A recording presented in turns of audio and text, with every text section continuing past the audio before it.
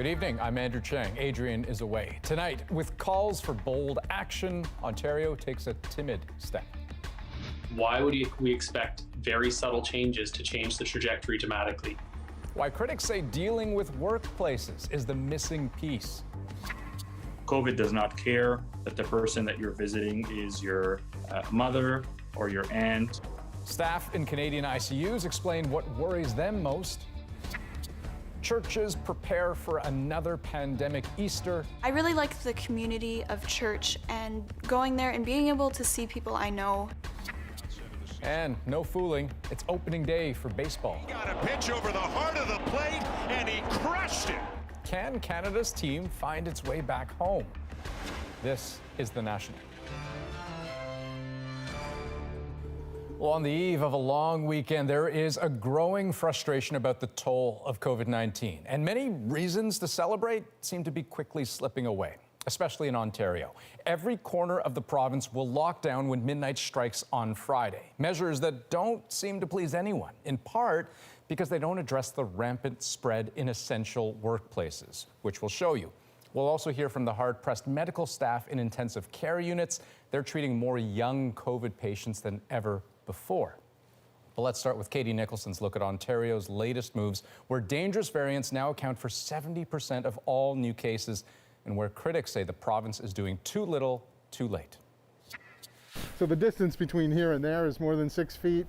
Ted Clark poured thousands into this physically distanced patio and just hired 5 staff to work it. Now he has to lay them off. I'm confused, I'm disappointed, I'm not overly surprised, but it's something that doesn't seem to bear out the evidence that we've heard about how safe it is to be able to congregate outside. Patios across the province now slated to close Saturday as part of Ontario's month-long emergency break. If we don't do it, we'd be in deep, deep trouble. In truth, very little will change, especially for some of the most crowded parts of the province, which have already been locked down for months as COVID numbers soared, prompting worries these new measures aren't enough. Why would we expect very subtle changes to change the trajectory dramatically? Frontline healthcare workers hoping for stay-at-home orders can forget about it for now. We are not going to be producing a stay-at-home order because we saw that last time that it had tremendous ill effect on both children and adults. Yet, even the province's own experts unveiled data this morning showing 2 or 4 week stay-at-home orders are needed to get this third wave under control. Partial measures, half-hearted adherence, and denial prolong the pandemic and make life harder for everyone. Schools will remain open. No indoor or outdoor dining, no haircuts for anyone, no gyms. But the fairways are still open, and so are stores, with limited capacity. Back at his brewery, Ted Clark understands more needs to be done, but struggles to see the logic in targeting outdoor dining. I can touch the same orange that 100 other people have touched, and that's perfectly fine, but I can't sit together safely on a patio, and that doesn't make a lot of sense to me. Okay, so Katie, Saturday is approaching fast. Where are you right now? I'm just outside a patio, a few scattered souls out getting some final patio time in before everything sort of locks down. Now, outdoor dining, it's not entirely risk-free, but despite being asked numerous times today, the province really couldn't explain how it tied to the current surge that we're in.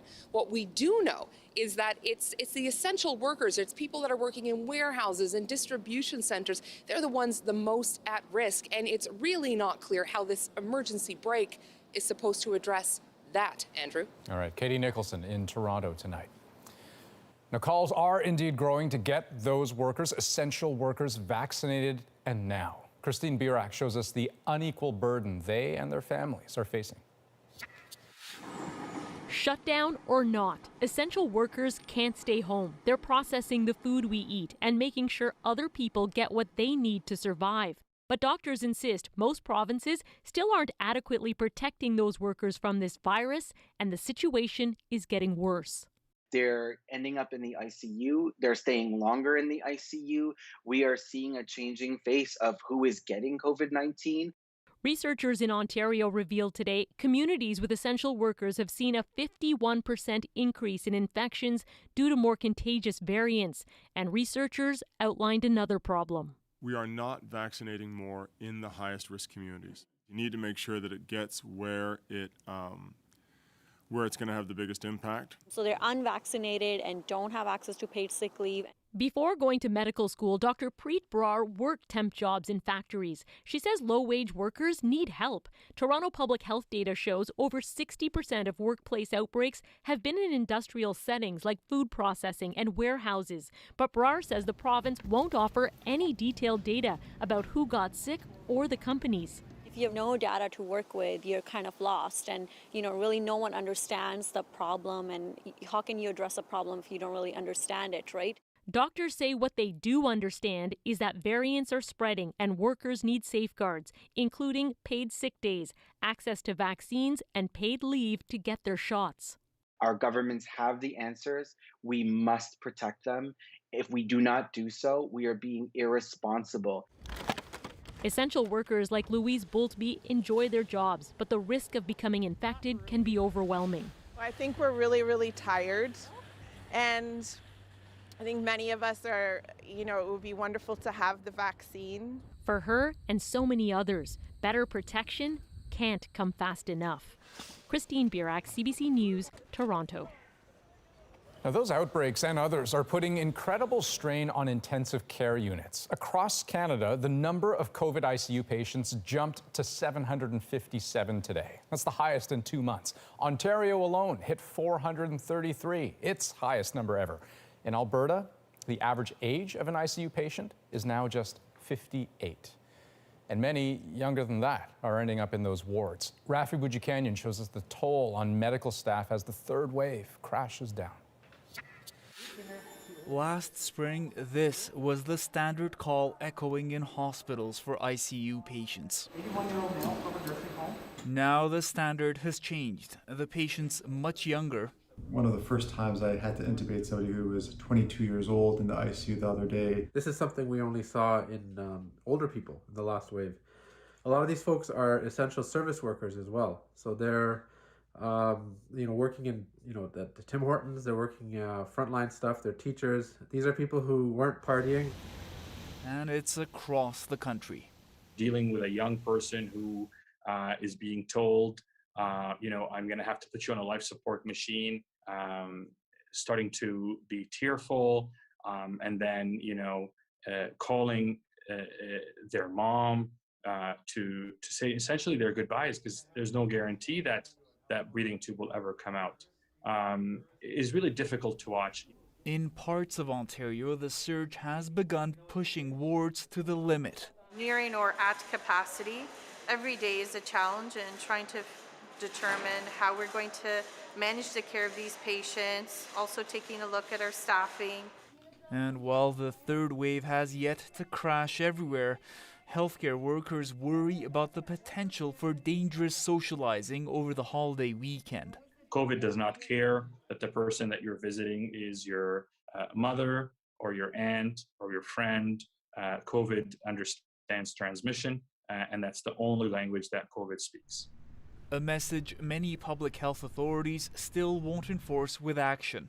Ontario's latest restrictions leave retail and schools open, while in Alberta, where the more transmissible variants of concern are a third of all cases, there are currently no new restrictions at all. Rafi Boudjikanian, CBC News, Edmonton. And at issue, we'll be diving into the politics of restrictions coming up, what to make of the Premier's decision-making during the third wave, and whether politics is informing public health. Now, as we head into the holiday long weekend, a message from officials that we're all getting pretty used to hearing. We're only hours away from the Easter long weekend. Please follow Alberta's health restrictions and guidelines this weekend. Staying small, staying outside. We know what Thanksgiving did. We saw that. We'll never forget it. Let's all be very careful over the Easter weekend. A big picture after being flat for more than a month, Canada's curve clearly bending upwards as Bigger provinces drive up the overall numbers. And that means, depending on where you live, varying restrictions on Easter church services. But as Cameron McIntosh shows us, for some, the spirit of the holy day simply can't be locked down. All our electronics. COVID restrictions have kept James and Dawn Coutts and their family from church, but not their faith. Each Sunday, they've held Mass at home on their own. I still got Jesus, and I still can connect with him. I can still read my Bible. I can still pray. This Sunday, they'll finally return to church, a relief for 16-year-old Ella. I really like the community of church and going there and being able to see people I know and just having the priest actually there in front of me. It's much more special to me. In Manitoba, churches can open to 25% capacity or 100 people, whichever is lower. After being screened, then they just make their way into the church. St. Mary's Cathedral, the seat of the Catholic Archdiocese of Winnipeg, would normally have 800 people on Good Friday. Now Mass has a waiting list. There's register online. Father Jeffrey Angeles works down the list. We've almost accommodated every family who is currently on the roster attending our liturgies in person. So we kind of hit our goal, but kind of not. Services are streamed online to others, the best they can do. Across the country, similar situations depending on restrictions. BC recently gave churches latitude to open, only to revoke it. Either way, the Anglican Diocese of BC decided Easter would remain online only. Zoom or live streaming is in some ways a great equalizer that we're much more accessible to a much broader group of people. Kelowna's St. Andrew's Anglican Church is one of many to have seen their congregation actually grow. One day we'll get to meet them in person, but it has opened up a lot of doors, which has been pretty neat. Be it the pew or the living room, one thing that's not changing. Easter is still Easter, even if it's without all those physical aspects of it. A faith rooted in resilience. Cameron McIntosh, CBC News, Winnipeg. Well, yet another twist for the AstraZeneca vaccine today. Health officials in Germany are now recommending people under 60 who have already had their first shot should not get the second one. Germany's vaccine commission says those people should instead get their second dose from a different mRNA vaccine, like Pfizer or Moderna. The recommendation comes just days after Germany joined Canada in pausing the vaccine for its younger population due to rare reports of blood clots. Well, an update to our story last night about an allegation of sexual abuse in Canada's armed forces. Today, Public Safety Minister Bill Blair said the government is deeply concerned. We take these allegations very seriously, and we also commend those women who've had the courage to come forward. Vice Admiral Hayden Edmondson is on indefinite leave. That happened after CBC News told the Defense Department it was running a story about a woman accusing him of sexually assaulting her in 1991. Both she and Edmondson were serving aboard the Navy's supply ship, HMCS Provider, at the time. A former top youth instructor with the Toronto Blue Jays organization faces 2 charges involving sexual offenses against children. John Douglas Hashimoto from Hamilton is charged with luring a child under 16 and invitation to sexual touching. Hashimoto, also a retired teacher, worked for the Toronto Blue Jays Baseball Academy from 2006 to early last year. Police have asked anyone who may have more information to come forward. Well, the trial of the former police officer accused of murder in the death of George Floyd continued today. It featured testimony coming from Floyd's girlfriend and also from paramedics who arrived on the scene. Susan Ormiston is in Minnesota. It seemed obvious to bystanders, but hard evidence today that by the time paramedics arrived... What did his condition appear to be to you, overall? In lay terms, I thought he was dead. But Derek Chauvin didn't mention that or much else when his supervisor called him on the scene. Yeah, I was just going to call you and have you come out to our scene here. Not really, but we just had to hold the guy down. He was going crazy. No mention he used a knee hold or that Floyd was dead. When Mr. Floyd was no longer offering up any resistance to the officers, they could have ended the restraint. Emotional testimony too this morning. Floyd has this great, deep Southern voice, raspy. He's like, sis, you okay, sis? from his girlfriend, Courtney Ross, who met George Floyd in 2017. This kind person just to come up to me and say, "Can I pray with you?" When I felt alone in this lobby. It was so sweet. For much of 3 years, they were a couple, but both struggled. Floyd and I both suffered with an opioid addiction. Starting with prescription painkillers, but leading to stronger drugs. Last March, Floyd was hospitalized. You later learned that that was due to an overdose? Yes. Chauvin's defense team will argue that Floyd died from his drug use and other health complications, that on May 25th, he was with a known drug dealer. But prosecutors will continue to press that George Floyd died of excessive force, nothing else. Susan Ormiston, CBC News, Minneapolis. In the United States, police say a tragic shooting that left 4 people dead, including a 9-year-old boy, was not a random act of violence. It appears all of the adults were connected either by business or a personal relationship. The shooting happened at an office complex in Orange, California, Wednesday evening. When they got there, police exchanged fire with the 44-year-old gunman, who was wounded and taken to hospital. Officials say the child was found in the building's courtyard and appears to have died in his mother's arms. Well, 2 months after a military coup in Myanmar that sparked a fierce protest movement, both sides are digging in. Hundreds have been killed, but as Renee Filipponi explains, there is a very real fear things could still get much worse. It's been 2 months of scenes like this. Daily protests met with violence by security forces. And the military coup gets more deadly by the week. Over 500 people have been killed, dozens of them children. No one feels safe day or night, whether you're out protesting against a coup or whether you're simply hiding at home. The military declared a 1-month ceasefire, but it's unclear what it will change, because it also says it will continue to respond to protesters. Today, ousted leader Aung San Suu Kyi appeared in court. Her lawyer says it's unclear if she knows what's happening on the streets, but says she seems in good health. Suu Kyi is facing new charges under the country's secrets law.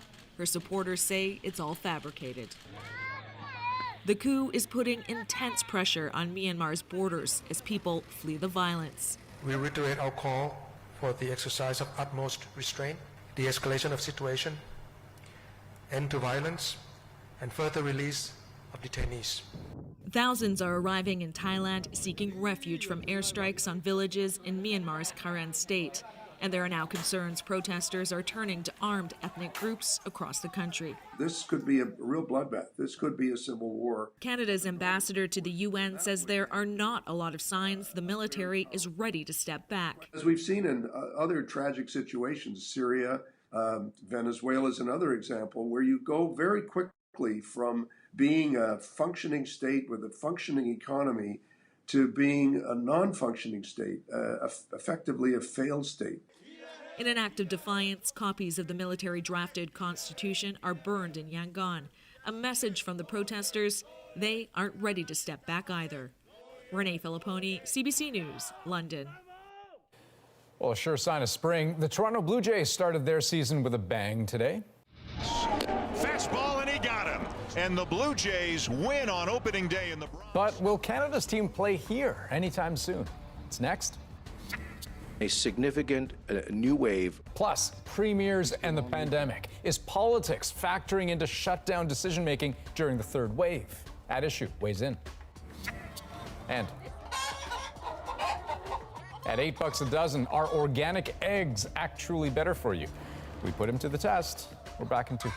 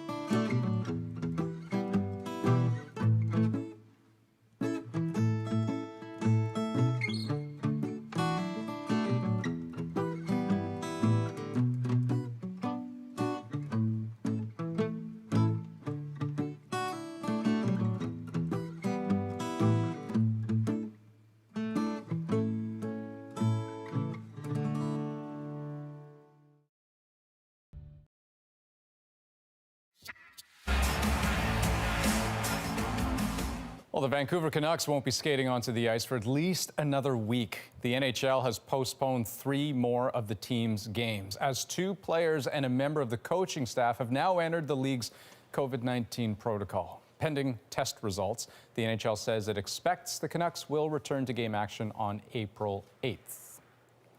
Well, the crack of the bat, the cheer of the crowd, those are the sounds, if you're a baseball fan, that you have come to expect this time of year, right? But for now, you won't hear them in Canada. The Blue Jays kicked off their 2021 season today, and as Jamie Strachan explains, it's still too early to say if they'll play any games on Canadian turf. And he got a pitch over the heart of the plate. The 2021 Toronto Blue Jays began their traveling roadshow in New York. A swing and a ground ball to third. The beginning of what they know will be another abnormal season. There's more protocols on us and that kind of stuff, and we wish we could have our families with us, and maybe as vaccines roll out that'll happen. But for now, we've been dealing with this for a year like the rest of the world. Every other team will enjoy the comforts of home and at least some fans in the stands. For most, it'll be crowds of a few thousand, though Texas, to the dismay of many, is allowing a full stadium. Well, that's a decision they made. I think it's a mistake. Canadian officials haven't given the Jays the green light to host games in Toronto, so fans will have to wait. For now, Dunedin, Florida, the team's longtime spring training base, is home until at least the end of May. We're just thrilled that they're here. The city's mayor doesn't usually celebrate a Toronto loss, but doesn't mind this one. They're our largest business partner. When you have a business partner like that you, again, have a relationship with for 44 years, they really find a place in your heart for them. Hey, Musketeers, guess what? New masks. And Dunedin business owners aren't complaining. The ramifications are just massive. We can now count on 2 more months when we're still trying to recover from the financial impact that we had last year. Fastball, and he got him. Back in New York, baseball's Nomads started the season on the right foot, a win against their Bronx rivals. When or if they'll be able to celebrate in front of fans in Canada is anyone's guess. Jamie Strachan, CBC News, Toronto. Well, still ahead on The National, the secret plan to dump nuclear waste from around the world in Labrador. Small group of high-profile people that don't want the information to be under public scrutiny. The role a former prime minister played in it all. A Radio Canada investigation ahead. And it's from a happier chicken, so I believe it's a healthier egg. Well, is it? We're on the farm and in the lab putting the nutrition of organic eggs to the test. But first, Rosie's here with that issue. Hey, Andrew, tonight we're going to talk about, obviously, the political response to the latest surge in COVID-19 infections. I'm the one who has to make the tough decisions. Are some premiers playing politics with public health? Are they not moving fast enough? Chantal, Andrew, Althea will join all of us right after the break.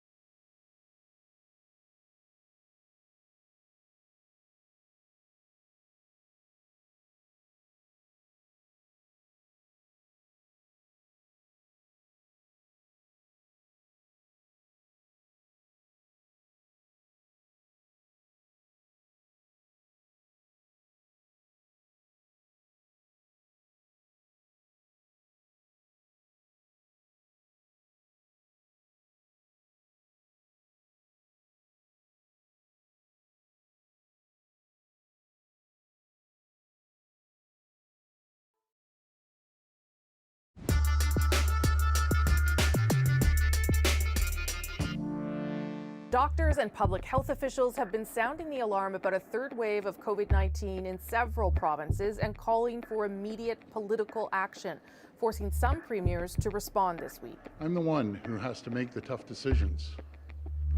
Today, I need to make one of those tough decisions. Ontario will pull the emergency brake for the entire province. We must act quickly. This is why I'm announcing that Quebec, Lévis, and Gatineau will be on pause for 10 days until April 12. But not all agree with more restrictions, at least not right now. Compliance with the measures matters far, far more than the stringency of them. So have provinces waited too long to shut things down? How does this political response to this surge, the third wave, compare to the last two? It's Thursday. I'm here with At Issue, Chantal Hébert, Andrew Coyne, and Althea Raj. Good to see you all. Sort of bleak that we're back here talking about something that we've talked about many times before, but we are. And so let's start there, Andrew. Why are we here again at a time when, you know, politically and from a public health perspective, we should probably know better? Well, I think the first thing to note, and it's not to excuse anybody, but it is context, is things are tough all over. Famously well-run places like Germany, where their test and tracing program was legendary, are now grappling with another breakout as well. So it's a complicated problem, first off. We don't have all the answers, and data is very patchy, et cetera. That being said, we also know that we had success after the first and second waves when we put the hammer down, when we brought in, I'm talking about Ontario, but I'm sure the experience can be generalized, when we brought in tough lockdowns. And what happened in both cases, particularly in the second one, was once they got the virus down, they let it back up off the floor. They relaxed the controls too soon. And we're too late now to put them back on. Now, I understand the pressures they're under. I mean, before this decision was made in Ontario, I understand the meeting of the cabinet went till midnight. So there are political pressures. There are businesses and industries coming to them saying, you can't do this to us. But ultimately, this is not a choice, as I've said before, between the economy and health. It's between the short term and the long. If you don't get control of the virus, then you're not going to be able to open up the economy either. And I think you're totally right. I mean, those two things, it's not an either or, but it seems to be an either or for some premiers and some areas, Althea.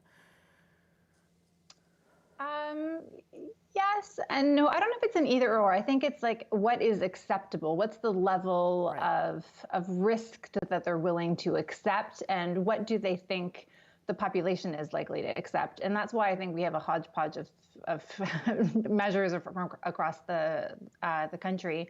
I agree entirely with what Andrew has said. I think the reason that we find ourselves in this mess is because we never managed to clamp down on the second wave properly. Just even last week, Premier Ford was announcing that in Toronto, you'd finally be able to get a haircut in the second week of April. And obviously, a week later, things have changed so much that that things have to be shut down. But the measures are like half measures. And I think that has left people feeling confused, distrustful of the government, questioning the government's actions. I think the question needs to be asked, like, would it have been better to follow like an Australia type model where you really lock things down for a significant period of time and to try to get rid of this thing, as opposed to just kind of like prolonging the pain? And then of course there are questions about where we should be vaccinating, where we should be doing on-site testing. I think there's lots of questions to be asked about the way the provinces have responded. Okay, Chantal, your turn. Yes, and practice doesn't make perfect when you're thrown curveballs. And I think in this case, the provinces, even those that did manage to do a fairly efficient vaccine deployment, what they did not see coming was not just the variants, but the fact that the variants would make younger people sicker. And that's a curveball that 2 weeks ago wasn't on the radar, or even a week ago. And that has changed the picture. It has been interesting to see that, for instance, in my province, the places that are now under tougher measures were places where there were more things that you could do, as opposed to Montreal, where most of the stuff that was shut down was never reopened again. I'm always wary of going after premiers for curveballs that no one saw coming. And I don't think that we should get into the debate over who gets vaccinated and who doesn't. But I will note that even as cases are rising in Quebec, where the choice was, as in many other places, to start with older people, there are no new cases and no new waves of cases in long-term care homes. Right. So there, I mean, somewhere, somehow, we're in a race between vaccines and variants. We're not necessarily winning that race, but we're not yet completely losing it. Yeah, yeah, go ahead, Andrew, yeah. I was just going to say, there's so many moving parts, including, human beings. So take the vaccination, for example. I've been seeing pictures of, giant mass vaccination centers that are basically empty. Is that the fault of the organizers of them? No, it turns out that people are kind of skittish about going to these large centers, and they prefer going to places like pharmacies that are more human scale. That's something you probably, can't be sure of and can't predict until you try it. I mean, I think it's fair that to say that this third wave is different than the first two, right, for all the reasons that Chantal laid out there. But I do wonder around, and again, we've talked about this time and again before, but the communication around where things are at and some of the things that Althea suggested there around the mixed messaging about what you're allowed to do and why it applies to some and not others. I mean, is that not something, maybe you can start on that, Andrew, is that not something that we should be better at this stage? Well, it's easy to say yes. Again, I think if you think about some of the pressures they're under, where some people are saying you're doing too much and some people are saying you're doing too little. Now, obviously, it's your job as a government to find that right balance. But I think you see in some of the kind of performative things that they've been doing that they're trying to show how tough they're being, even as they're perhaps not being tough enough in other areas. So I'm not aware of a great deal of cases that have come out of outdoor patios. And yet I think they probably felt if we're saying we're shutting down and we're leaving outdoor patios out, we're going to take stick from the media. So part of the messaging, I think, is the confusion, the messaging is the pressures they're under because, as I say, there are people shooting at them from both sides on this one. Yeah, and maybe go ahead, Chantal, yeah. And if I can add, I'm not totally sure, and I know that I'm taking a shot at ourselves, that the army of armchair critics who come out whenever there's an announcement is terribly helpful. Yeah, I mean, you're probably right, and I mean the complexity of what they're dealing with, I don't think should be understated, Althea. But it is also not a complexity that is new to them, I guess is where I'm at with this, and that's why I question where the decision making is and why it is still so difficult to have that push and pull between them, Althea. I'm not sure that it's not new to them because I'm shocked, and I will say, like, none of us obviously are like medical experts, but listening to the medical experts, like just last week, the chief medical officer in Quebec was saying the data suggests that we don't have anything to worry about at this point. And, a few days later, actually, we do need to worry about, at least in some parts of the province, they really did need to worry. I think generally speaking, the provinces actually have done a good job. Even today in Ontario, in Alberta this evening with Jason Kenney, of laying out why the government is taking the action that it is taking by laying out the data, by explaining what the case counts look like, what the ICU numbers are, why the government is being pushed to take more stringent measures. I think that is helpful. I think where it's where the things are disconnected in people's minds are when the science seems to suggest you should be taking action that is a lot stronger than the action that the government actually takes. Chantal. Yes, but political leaders have to balance a lot of interests. Science maybe at some points would have suggested that no kid should be in school in person. But there are a lot of other factors that make it possibly a better thing to take the risk to have the Prime Minister's chair is to have to balance a whole lot of issues. It's easy enough to say we're going to send everybody home, and if you're a medical expert, your best advice would probably be put everyone in a bubble and everything will be fine, except we're all going to go crazy. Yeah. Okay, good conversation. And the economy will tank. Yeah, also that. Or Okay. not. Thank you all. Appreciate it. Before we go, be sure to subscribe to Adishu, the podcast, for extra content. This week, we're going to be looking ahead to the upcoming federal budget, the first in 2 years. Look for it on any major podcast app, our website, cbcnews.ca/The National. Okay, and Rosie, what are you working on for this Sunday's Rosemary Barton Live?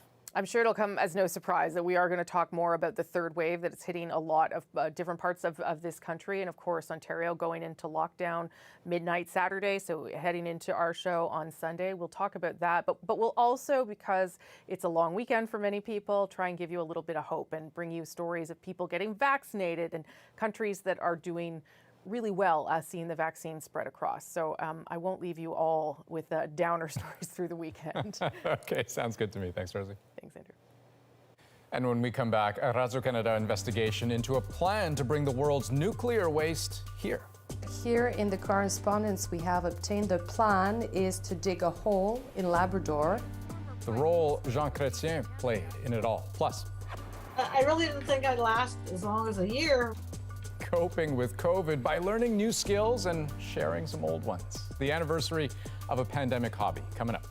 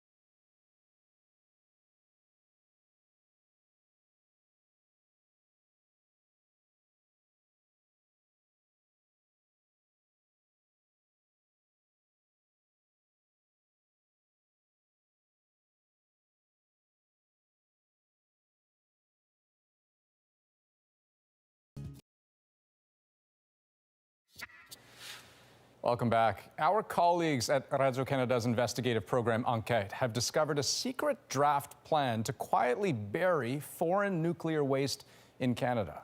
It involves a group of Canadian, American, and Japanese business people and a series of emails from 2019 and 2020 revealing the role former Prime Minister Jean Chrétien played in discussions. Here's Enquête's Marie-Maude Denis. Labrador, an iconic Canadian landscape. This place could become a dumping ground for the world's nuclear waste, but it's a secret. The people here are not aware that in Montreal and in Tokyo, businessmen are quietly working on a plan. For decades, potential sites have been studied in Ontario for storing Canadian nuclear waste. But the emails we have obtained talk about something else completely, making Canada the permanent place for foreign spent nuclear fuel. In 2019, Jean Chrétien wrote a letter to the potential Japanese partners to support the project. I have always thought that it is only proper that Canada should ultimately become the steward and guarantor of the safe storage of spent nuclear fuel. He signs as the former Prime Minister of Canada, but he's acting as a lawyer for the promoters of the project, clients of his law firm, Dentons. Just a few weeks later, Chrétien receives a response from a politically connected Japanese PR firm executive who cautions the former Prime Minister. Utmost care needs to be taken to keep the information from leaking. We're actually dealing with a conspiracy of a small group of high-profile people that don't want the information to be under public scrutiny, that should be dealt with on diplomatic levels, on environmental protection levels. Jean Chrétien's involvement could be crucial to the project. That seems to be the thinking of another lawyer at Dentons who wrote an email to the promoter of the project 9 days after the last federal election. Good news, Liberals back. Better news, Jean has now been appointed by Justin Trudeau as his trusted advisor. In essence, Jean will be privy to all major policy decisions going forward. When we told Jean Chrétien we had the emails and the letter he signed, he decided to sit down with us. Mr. Chrétien, what do you know of this project? And why did you engage your respectability, credibility? No, I'm a lawyer. The firm Dentons has the case, and they do legal work for this group who wants to promote the project. The former Prime Minister believes Canada has a responsibility to take the world's nuclear waste. But here in the correspondence we have obtained, the plan is to dig a hole in Labrador to put foreign spent nuclear fuel. We sold uranium. We did. So we have a responsibility. We made money selling uranium. So we should help, to solve the problem that the countries who bought our uranium are facing with that. Regarding special access to the current Prime Minister to promote this project, Chrétien says it's not the case. I just want to know if it's true that you're a trusted advisor for Justin Trudeau. No, I am a former leader of the party, but Mr. Trudeau is the head of the government, and I'm not his trusted advisor. So it's not true? No, it's not true. I've met him 3 times in his office, and I've met him only at social occasion in the town a few times. So you don't open doors? No. So... Or I can open the door for you to get you out. Jean Chrétien says he is not a lobbyist and has not spoken to the Prime Minister or any other government member on this project. For The National, I'm Marie-Maude Denis in Montreal. And today, CBC News asked Premier Andrew Furey about all of this. Furey said Chrétien did mention the idea last year during the provincial Liberal leadership race, but that he rejected it. I think in the leadership in July, there was some brief mention of this, and I immediately dismissed it. Furey said that, to his knowledge, nobody in his administration has had any formal talks on storing nuclear waste in the province. Okay, when we come back, is shelling out for pricey organic eggs worth it? Marketplace goes from the farm to the lab to find out. The results right after this.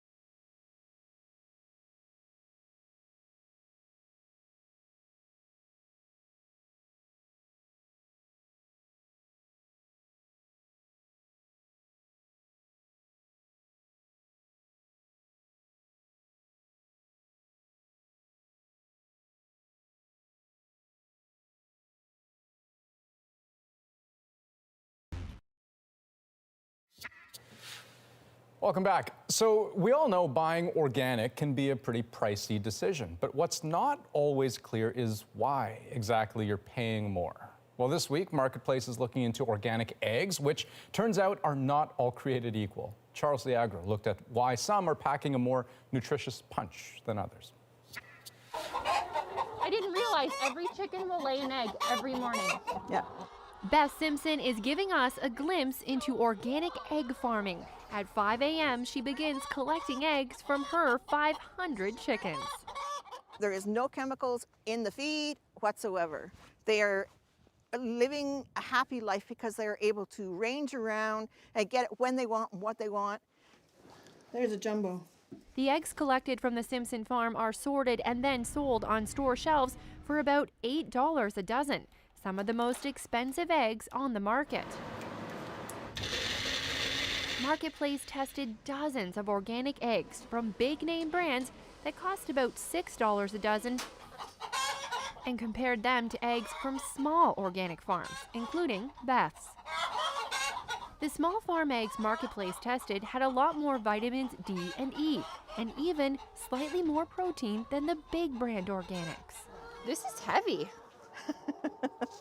In Canada, organic farms can have up to 10,000 hens per flock. All organic eggs must come from chickens fed on organic feed, and the chickens must have access to the outdoors.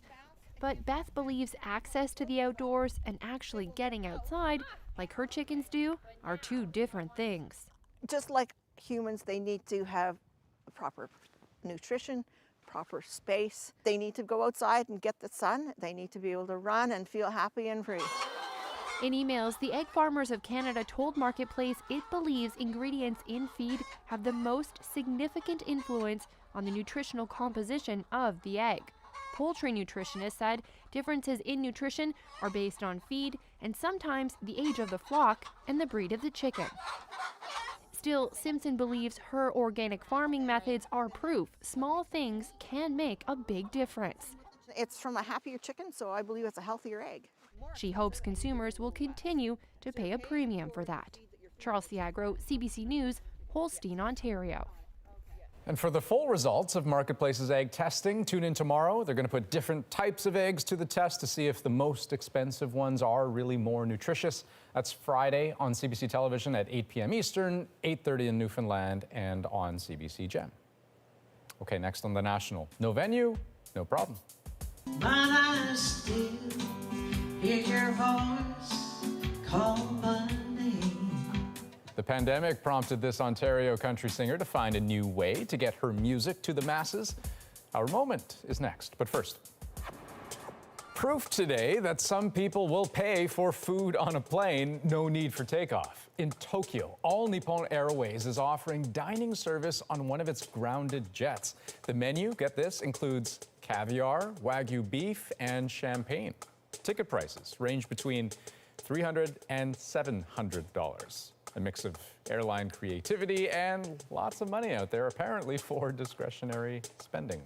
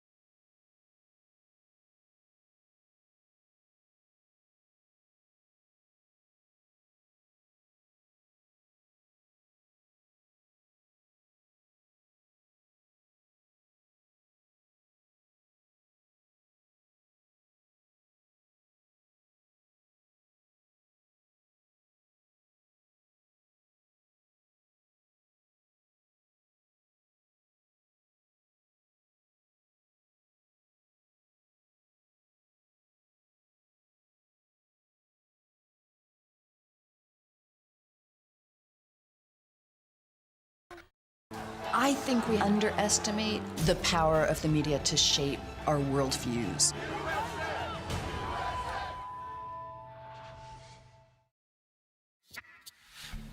Well, for Joan Spalding and many other musicians, live music and in-person gigs disappeared a year ago. But Joan turned that lousy break into a new beginning. The singer had to learn some new tricks in order to play for her fans, and she's managed to pull it off every day for the last year. Tonight, she's our moment.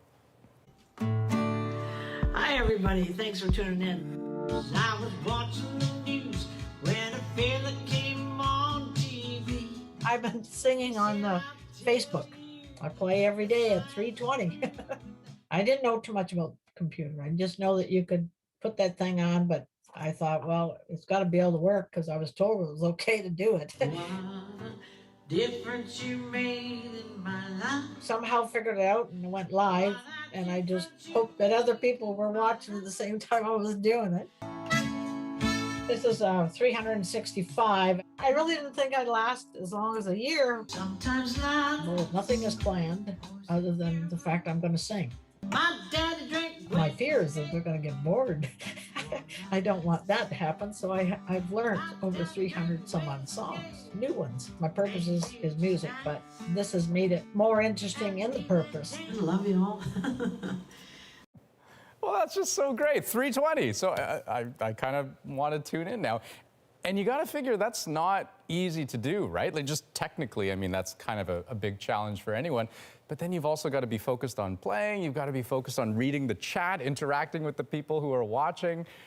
That's pretty cool. Although I'm sure she can't wait until the pandemic stuff is done, right? That's The National for this April 1st. Have a great night.